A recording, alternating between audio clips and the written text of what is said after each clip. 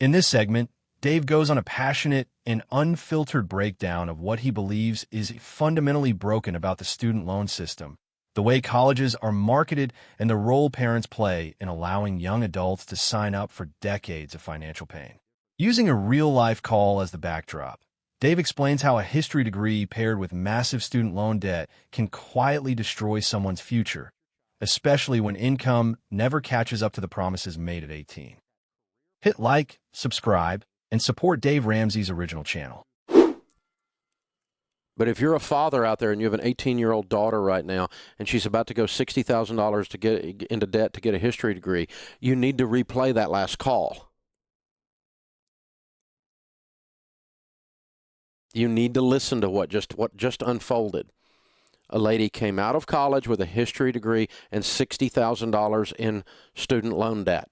She and her soon-to-be ex-husband ran up $50,000 in credit card debt, borrowed $10,000 on the car, and Daddy tried to help her and loaned her another $20,000. She's got $136,000 in debt and a $20,000 income. Did you hear that call, America?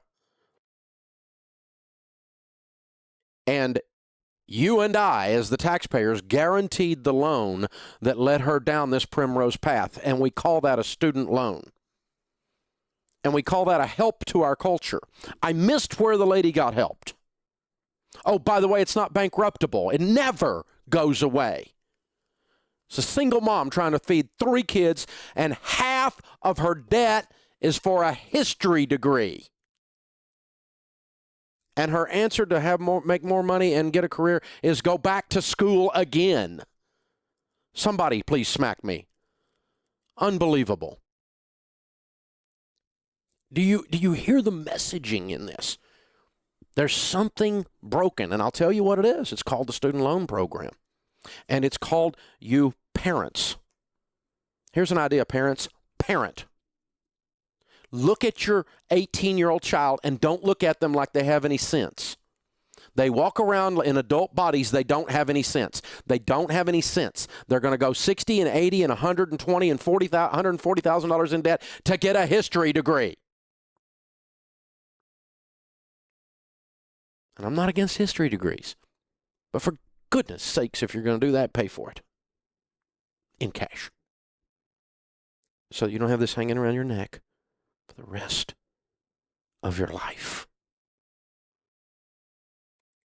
So what's she going to do? She's going to have to retool and enter a different field in order to get her income up. Have the backbone, dads, moms, to look at your child and say no. That course that you're on, that career path that you are tracking, and the amount of debt you're going into, I'm not going to participate in that. I'm going to look at you and say, you are stupid. No. No, no, no. Love your child enough when they're 17 and 18 years old to assist them in choosing a reasonable career path with no debt. No, you can't go out of state. You don't borrow money to cross the state line. That's known as stupid. Stupid. You go to the University of Tennessee if you live in Tennessee. If you live in Alabama, you go to Auburn or you go to Alabama. If you graduate from one of those 3 schools, you got a good degree in whatever field you're in. To cross the state line and quadruple the cost of doing it and not have the money to pay cash for it is stupid. Stupid. What'd you pay? Well, I went deeply in debt. To do what? So I could go out of state. What? What? You went into debt to go out of state? You didn't go into debt for your education. You went into debt so you could live in a 1-bedroom apartment with a jacuzzi and a skylight and a racquetball court? And you called this your college experience? Somebody ought to smack you into next week. And it should have been your parents who loved you enough to stop you from doing it and not participate in this. This stuff drives me bananas because now I got this little sweet little lady. Bless her little heart. She's just broken. She's trying to raise 3 kids on her own. She's got $20,000 a year. You understand that's below the poverty level. And she's got a history degree with $60,000 in credit card debt, or student loan debt, and $50,000 in credit card debt to go with it. And I can go off for 2 hours on that one too. But parents, please parent, because your government is stupid. It is we, the people, the taxpayers, we're so stupid. We're so enamored with the acquisition of degrees that we have agreed to guarantee loans for 18-year-olds who have no job history and no assets. Any banker that made this loan would be fired for incompetence. But you and I, the taxpayers, are guaranteeing this, all in the name of the acquisition of sheepskins. Because if you don't get a degree, you can't win. No, honey, if you're stupid, you can't win. Get a degree. I'm all about education, but do it in such a way that you pay for it and that you pay only for the education. You do not finance the experience on student loan debts that last forever. They last when your child is sick. They last when you go through a divorce. They last when your husband dies early or your wife dies early. They last when your father gets cancer and you want to go home and spend time with him. They last forever as your life happens. Do not sign up for this stuff. It's going on and on and on and on. We now have $1 trillion of this stuff. Oh, and by the way, the government agency that's supposed to love on you and take care of you while you were so noble that you pursued your education and we, the people, guaranteed your education loans. Well, this from Huffington Post. Federal consumer regulators take an aim at the Department of Education's preferred companies for servicing the agency's $1 trillion in student loan debts, highlighting potentially poor customer service. Really? You just found that out, huh? And raising the specter of increased government scrutiny. The move relied on the Education Department surveys, which grade the 4 preferred companies that service these loans and determine how many new loans each will receive in the coming year to service as a new crop of students enter college and graduate. Sallie Mae ranks the worst in borrower, school, and federal personnel satisfaction.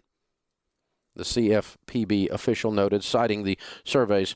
Referring to the Education Department document, said Sallie Mae will receive the fewest new loans to service in the upcoming school year. Borrowers stuck with Sallie Mae or any other servicer who wish to switch to another have little ability to do so. The apparent public shaming comes as Sallie Mae contends with numerous probes, including investigations by federal banking regulators and the Department of Justice over its handling of student loans and treatment of the borrowers.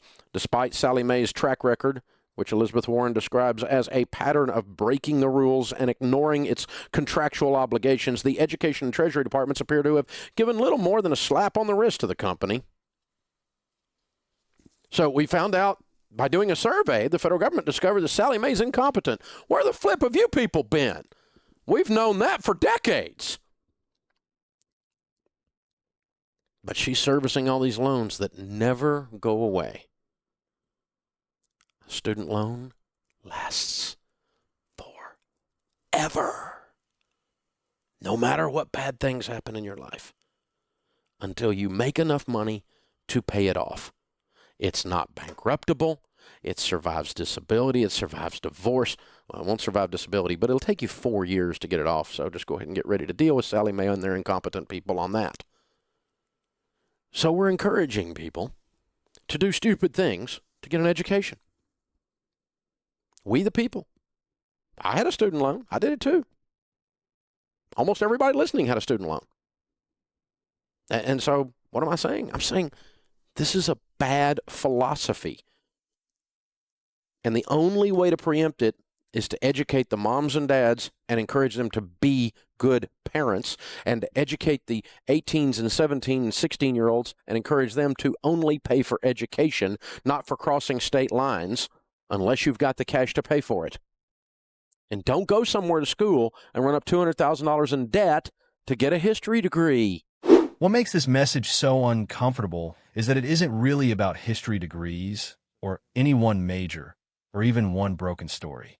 It's about a system that convinces young people they are buying opportunity, when in reality they're signing up for decades of restriction, stress, and regret, long before they understand what those words actually mean. Dave isn't saying education is bad. He's saying debt changes everything. A private bank would approve these loans without a government guarantee. Yet somehow we call this help. The real warning here is for parents. Because it's 17 or 18, kids don't have enough life experience to understand long-term consequences, and pretending otherwise isn't empowering, it's neglectful.